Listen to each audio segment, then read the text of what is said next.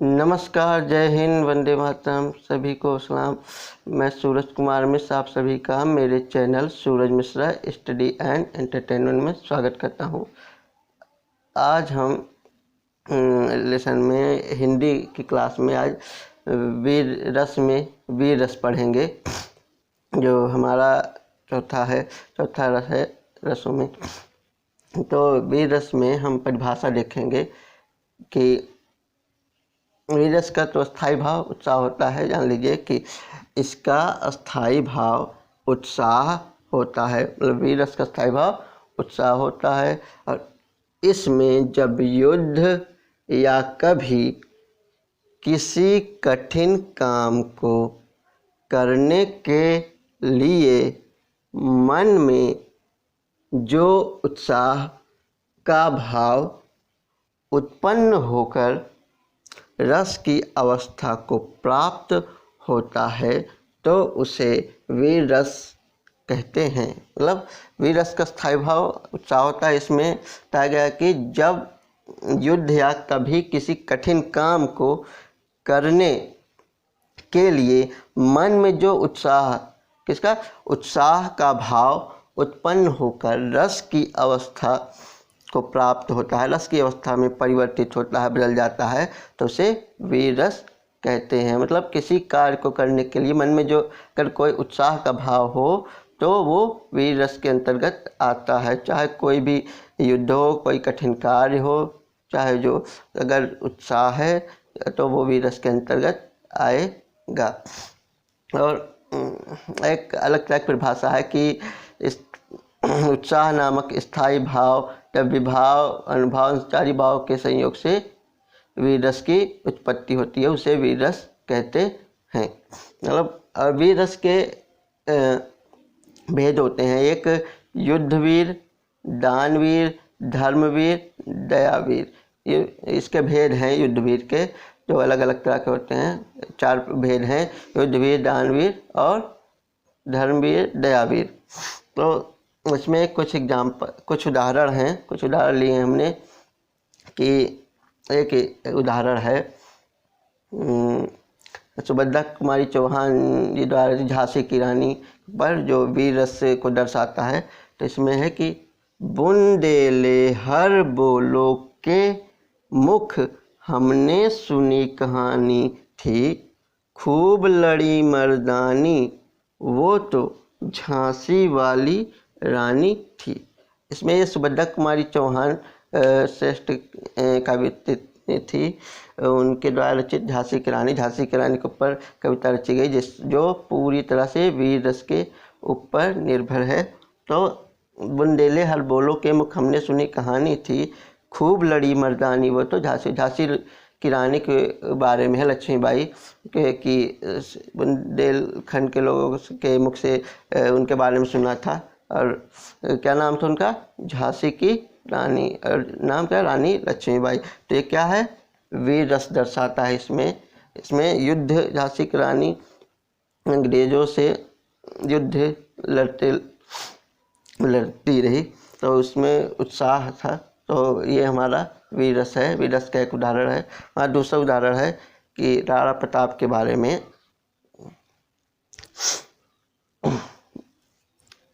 कि राणा की तलवार शीर्षक है। तो चढ़ चेतक पर तलवार उठा करता था भूतल पानी को, राणा प्रताप सर काट काट करता था सफल जवानी को।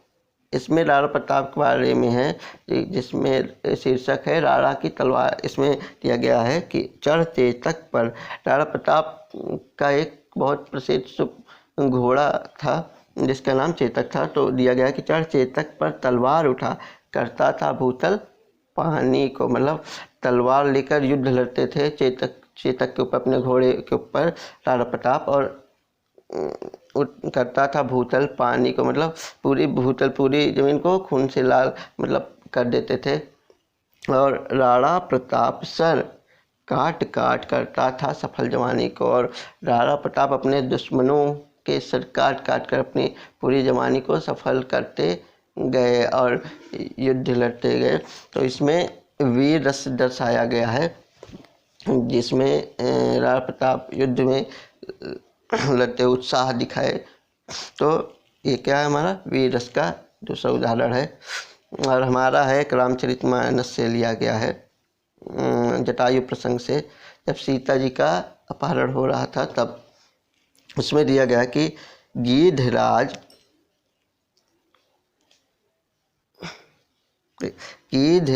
सुनि आरत वाणी, रघुकुल तिलक नारी पहचानी। अधम निशाचर लीने जाई, जिमि मलेच्छ बस कपिला गाई।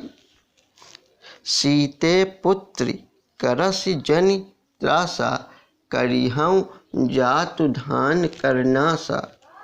धावा क्रोधवंत खग कैसे, छूटे पवि पर्वत मह जैसे। जटायु प्रसंग से है, रामचरितमानस से लिया गया है, तुलसीदास जी द्वारा रचित।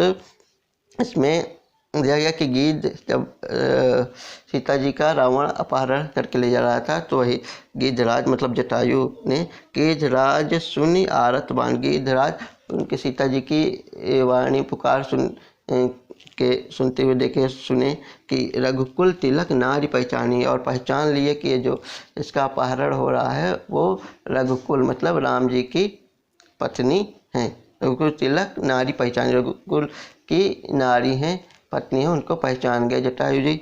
और अधम निशाचर लीन्हे जाई, अधम निशाचर मतलब दुष्ट राक्षस मतलब रावण प्रसानन, अधम निशाचर लीन्हे जाई लेकर जा रहा है। और जिमि मलेच्छ बस कपिला गाई, जैसे जिमि मलेच्छ जैसे मलेच्छ मतलब गंदगी में, बस कपिला गाई, कपिला नामक गाय फंस चली जाती है, पालने में फंस जाती है, मलेच्छ मतलब गंदगी में।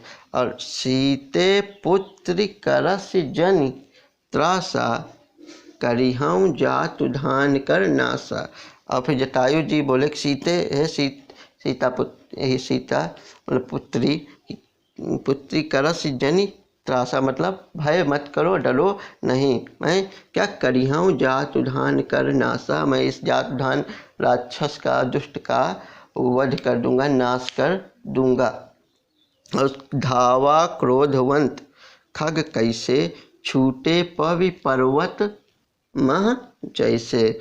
धावा क्रोधवंत मतलब क्रोध से धावा दौड़कर, खग गिद्धराज मतलब पक्षी दौड़े कैसे, छूटे पवि पर्वत मह जैसे, जैसे इंद्र का वज्र, पवि मतलब वज्र, इंद्र का वज्र जैसे पर्वत पर पहाड़ पर छूट कर उसको चकनाचूर कर देता है, उसी तरह धावा क्रोधवंत खग कैसे, उसी तरह क्रोध से भरकर जटायु रावण के ऊपर उड़कर दौड़े।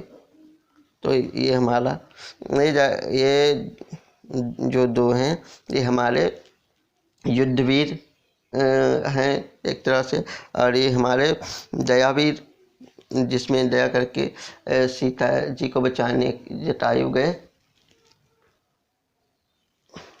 और कुछ उदाहरण हैं, जैसे